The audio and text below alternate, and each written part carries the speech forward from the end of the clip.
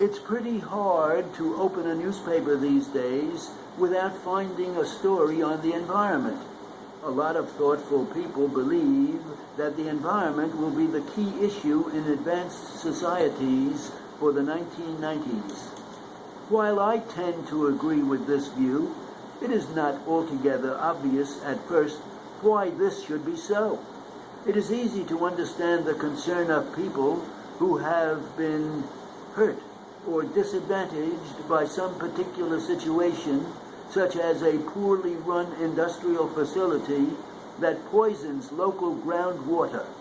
But why this general, pervasive, and apparently growing interest? For most people, it is not a question of health. People in advanced societies enjoy a longer life expectancy than ever. Surely, this is the best single indicator of population health and welfare. As an interesting sidelight here, it is not widely known, but some Western analyses of Soviet population statistics back in the early 1970s had spotted a decline in Soviet citizens' life expectancy. This was unprecedented for a modern society. This observation later proved a very accurate signal of the kind of economic problems which have made glasnost and perestroika a possible and even necessary element. In a very real sense, it could be said that the world's most serious environmental problem is the low life expectancy that prevails over much of the globe. And we've just come off a decade of high, real economic growth.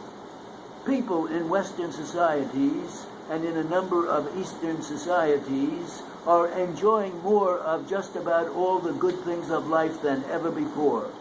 Accommodation, food, transportation, education, entertainment, and travel. Moreover, many major favorable environmental changes have been made over the past couple of decades.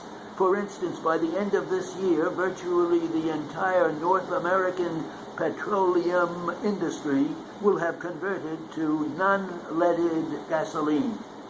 Also, with what has been a clear trend in de-industrialization and the growth of service industries, particularly in the U.S., many old-fashioned heavy industrial facilities have been closed. New facilities are in other regions, other countries, and are, at any rate, much cleaner than the previous generation of plants. There would appear to be, at least in some respects, less direct cause for concern than previously. Why then so much renewed focus on the environment? I think there are a number of reasons, and it is very important to understand these. First, advances in technology enable us to measure things that we would never measure before. Scientists, for example, are now able to speak in terms of parts per trillion. 1 trillionth is an awfully small number. 1 trillionth of the distance to the Earth's moon is 1.5 hundredths of an inch. That's roughly like comparing the thickness of a human hair to the distance traveled one way by the Apollo astronauts. Many people treat any subject more seriously once you put some numbers to it, but people become particularly concerned, naturally enough, about numbers measuring nasty or noxious substances. Yet, the signification in scientific terms of such incredibly minute measurements is not at all clear, since no historical data exist to such levels of accuracy. We have in many cases no way of even knowing whether what we are measuring represents change or continuity. And even if such measurements represent change, we have virtually no information on the effects of such minute exposures to any substance. It should be noted that not infrequently in science, the ability to measure a phenomenon precedes our ability to understand the significance of what we have measured.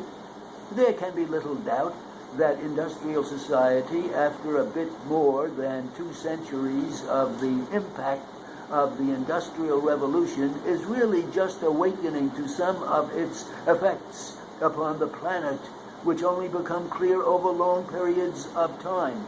These are real perceptions of real problems. Industrial society is urban society.